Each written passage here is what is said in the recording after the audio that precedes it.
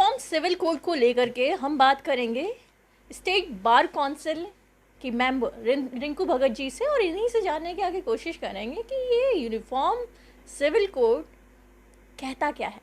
आखिर uniform civil code Bharat के संविधान में कौन से अनुच्छेद में इसका विवरण दिया गया है पूरे तरीके से, और इसमें कौन कौन से क्षेत्र आएंगे, इन सभी चीज़ों पे हम इनसे बात करेंगे। यूनिफॉर्म सिविल कोड को लेकर के अभी कई चीज़ें चल रही हैं। अब एक अधिवक्ता के तौर पे आपसे कई बातों को हम जानना चाहेंगे कि आखिर ये यूनिफॉर्म सिविल कोड कहता क्या है। देखिए, यूनिफॉर्म सिविल कोड बहुत पहले से ही ये वाला जो है हमारे संविधान में वर्णित किया गया है।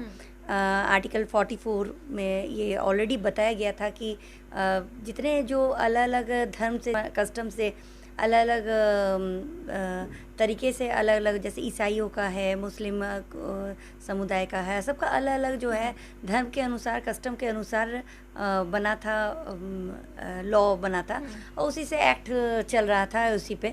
अब बात आती है कि इसको लागू करने की बात हमने बहुत पहले ही 1948 में भीमराव अम्बेडकर जी ने इसको दिया था, और काफ़ी विरोध आया था, उस समय भी विरोध आया था इस बात पर, और इसी कारण से उनको अपने पद से इस्तीफा भी देना पड़ा था। उस समय वो कानून मंत्री थे, और वो ये सोच जो है वो बहुत पुरानी है और हमारे संविधान में है। तो ऐसे में मैम एक और सवाल लेना चाहती हूँ कि ये जो लॉ, अभी कई बवाल, इसमें कई चीज़ें चल रही है, जहाँ एक तरफ कुछ पार्टियाँ इसके फेवर में हैं, वहीं कुछ पार्टियाँ इसके विरोध में हैं। विधि आयोग ने एक रिपोर्ट मांगी है, आप भी जानते हैं, अचानक से 22वीं विधि आयोग ने। तो अगर ये होता है तो इसके क्या फ़ायदे हैं, क्या नुकसान है, क्योंकि किसी भी चीज़ के फ़ायदे भी होते हैं और नुकसान भी होते हैं, तो इसे ज़रा बताएं। देखिए, कस्टम जो है हमारा कस्टमरी लॉ है। आप अचानक से कोई भी चीज़ को अचानक से आप ख़त्म करना चाहेंगे तो वो मुश्किल है। कोई भी चीज़, अगर बोलते हैं ना कि कुछ चीज़ को धीरे धीरे मोड़िए तो वो मोल्ड होता है, अगर आप अचानक से करोगे तो वो टूट जाएगा। तो हमारी देश की एकता, विविधता की बात हमने पहले भी कही है। तो हमारे देश में अलग अलग जाति के, धर्म के लोग जो रहते हैं, वही हमारे देश की सुंदरता है, और इसको लाना होगा। तो इसके लिए राजनीतिक जो नेता हैं, जो अलग अलग समुदाय के लोग हैं, मौलवी हैं, पंडित हैं, अलग अलग जो है ईसाई धर्म के जो फादर्स होते हैं, चर्च के जो पादरी हैं, ये सारे जो हैं अलग अलग धर्म के लोग जो हैं जब बैठेंगे और इसको खुले दिमाग से जब सोचेंगे कि नहीं, इसको हमारी क्या कुरीति है, हमारे धर्म में या हमारे कानून में क्या कुरीति है, उसको कैसे हम सॉल्व करेंगे। और फिलहाल एक और सवाल कि मैम, इस देश में कौन सा ऐसा राज्य, जहाँ तक आपकी जानकारी में होगा, कौन सा ऐसा राज्य है जहाँ पे ये अभी हो चुका है यूनिफॉर्म सिविल कोड? हमारे देश में एक ही जो राज्य है उसमें हुआ है गोवा। जो गोवा में ऑलरेडी जो है ये उन्होंने वहाँ पर लागू कर दिया है, और ऐसी स्थिति है कि अगर गोवा में भी परेशानियाँ आई थी और उन्होंने उसको लागू किया और बहुत ही अच्छे से चल रहा है।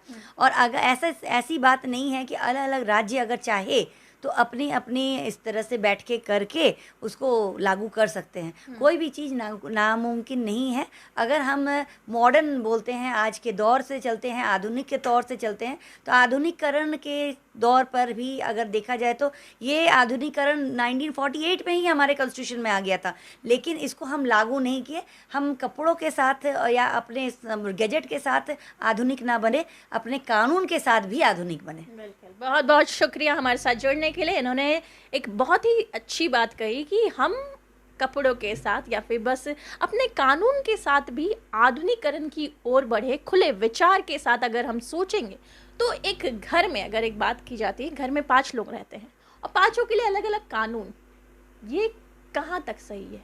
आप भी सोचिए, और यूनिफॉर्म सिविल कोड पे आपकी क्या कुछ राय है?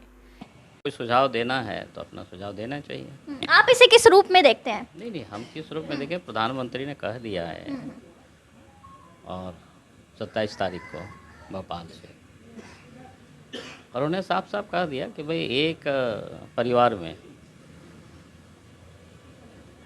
अलग अलग लोगों के लिए अलग अलग कानून, ये कैसे चल सकता है? तो घर ही नहीं चलेगा। और देश में अगर हर लोगों के लिए अलग अलग कानून रहेगी तो देश कैसे चलेगा?